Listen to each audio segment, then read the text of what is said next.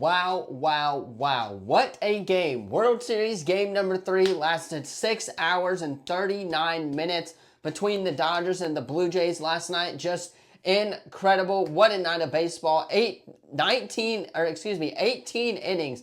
Absolutely incredible. Freddie Freeman does it again with his walk-off home run. And of course, they will play game 4 tonight with Shohei Ohtani at the mound for the Dodgers. I'm very interested to see how that's going to kind of affect the Dodgers pitching, as he got on base 9 times in one game. So I'm very curious as that tonight, but the Dodgers do get a critical game 3 win as they go up 2-1 in the series. Yesterday, lots of sports happened. It was the sports equinox, of course, of the world, where he had NFL, MLB, NBA, NHL, and MLS. Absolutely wild day. I'm not going to recap everything. However, if you are new to the channel, you already know what to do. Leave a like, subscribe, turn that bell on, as we do our best to post on this channel every single day.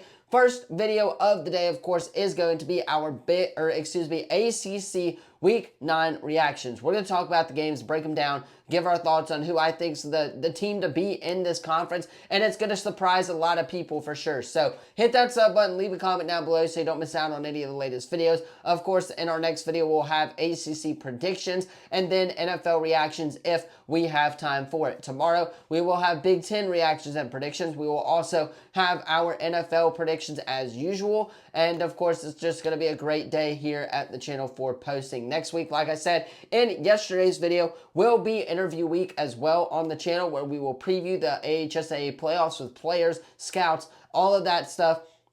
We're going to break them down, talk about the games and stuff like that. So if you're interested, hit that sub button, leave a comment down below so you don't miss out on any of the latest videos. That's also the #1 way you can support us here at the channel. Go follow us on Instagram, Twitter, whatever they're calling it, X nowadays, at SportsLover1517. That's kind of where we post up to the minute updates and stuff like that regarding games with the teams that I like and stuff like that, the high school stuff. So hit that sub button, leave a comment down below, go follow us on social media, and without further ado, let us go ahead and hop into these ACC Week number 9 reactions. All right, so first game up, we had Cal going into Virginia Tech. Virginia Tech winning this one in overtime, an absolute banger of a game to kick off our Saturday in football, or excuse me, to kick off the weekend, I should say, in football. Cal did have the better quarterback, 266 yards, 1 passing touchdown on the day for him, but Virginia Tech holding strong there at the end of the game, getting the stop they needed in overtime is ultimately what got them the win, right? It was a back and forth kind of game all night. Cal scoring 17 points in that second quarter unanswered, obviously. And then, of course, Virginia Tech doing the same thing, kind of answering back with 10. Of course, just a great night of college football. Virginia Tech gets the win. They're now 3-5, I believe, in ACC conference play. Cal is on the verge of a bowl game this weekend as they look to get a bowl eligibility for the first time in a while, as California does fall to Virginia Tech in that matchup. Moving on to the next game, of course, is Syracuse at Georgia Tech. Georgia Tech getting the job done 41-16. And who would have thought that the two schools, the two engineering schools by now, add Vanderbilt and Georgia Tech, would be good at football. Georgia Tech, they are now 8-0, undefeated in conference play, and they don't play Clemson, Miami, any of those guys. Yes, I know Cade Klubnik's hurt, but still, Clemson's a very tough team regardless. They don't play any of those guys the remainder of the year, so they can definitely get, of course, and remain undefeated. Their toughest game is going to be Georgia here in rivalry week in a couple of weeks, which I'm very excited to watch. However, Haynes King, 300-plus passing yards, 2 touchdowns on the day for the Georgia Tech quarterback. He also led the team in rushing with 91 rushing yards and 2 rushing touchdowns, as well as everything was clicking for this Georgia Tech offense. I believe that they are the team to beat in this ACC, and they will be the ACC champions as Georgia Tech does get the job done at home against Syracuse to improve to 8-0 on the year.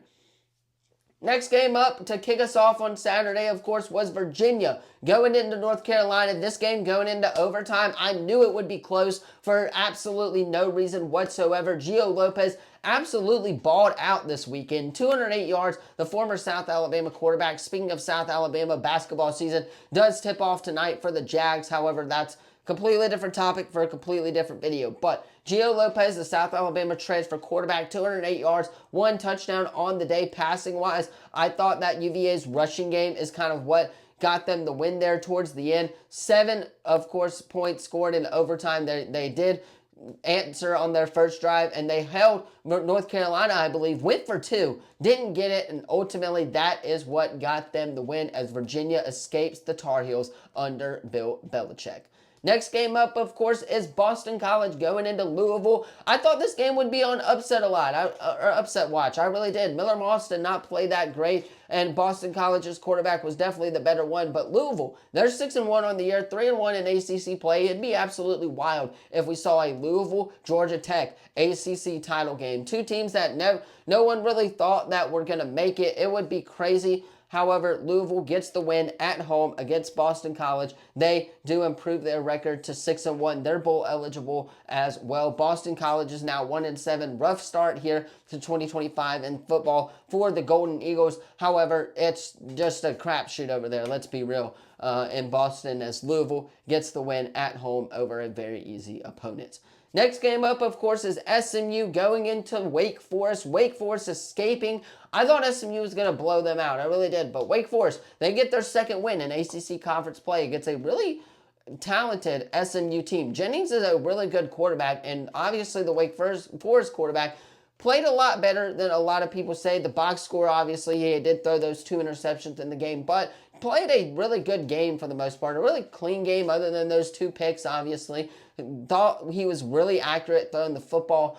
Jennings, on the other hand, not so much. Obviously, they do lose, of course, off a walk-off field goal. SMU is now 5-3 on the year, and they, after making the playoffs last year, they are just looking to make a bowl game, that's for sure. However, Wake Forest, they are now 5-2 on the year. They are a very surprising team in this ACC. I wouldn't be shocked if they can play spoiler to a team like Louisville down the road or something like that, if they even play them, which we'll have to wait and see on that. But they could play spoiler to some of these teams that are really good in this ACC conference, that's for sure. They're 5-2 now on the year and do get the win at home against SMU on Saturday.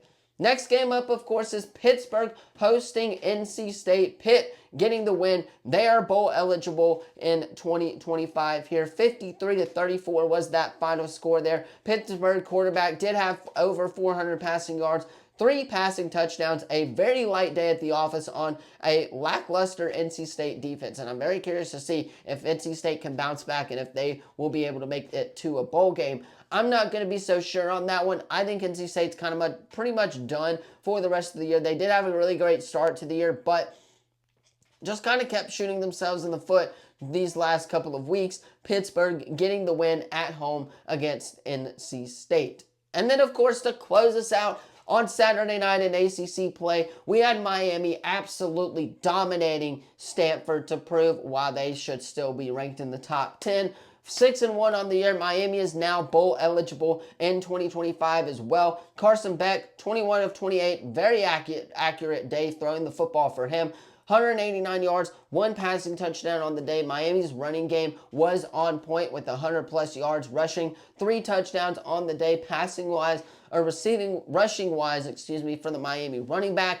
Miami, all around, great team win for them as they get the job done at home against Stanford. You guys, though, let me know your thoughts on these reactions in the comments down below. Don't forget to let me know where you differ. Who do you think's the team to beat in the ACC? I think it's Georgia Tech. I really do. This Georgia Tech team has been playing lights-out football from start to finish this year so far in college football. They are now ranked in the top 10. I think Georgia Tech, is one of the better teams in this conference. But you guys, let me know your thoughts on this in the comments down below. Don't forget to like, subscribe. Number one way you can support us here at the channel. Of course, go follow Instagram, Twitter. We post high school updates, NFL updates, all of that stuff over on those social media platforms. So go follow us over there. Hit that sub button. Leave a comment down below. Thank you all so much for watching. I'll see you in the next video. Peace.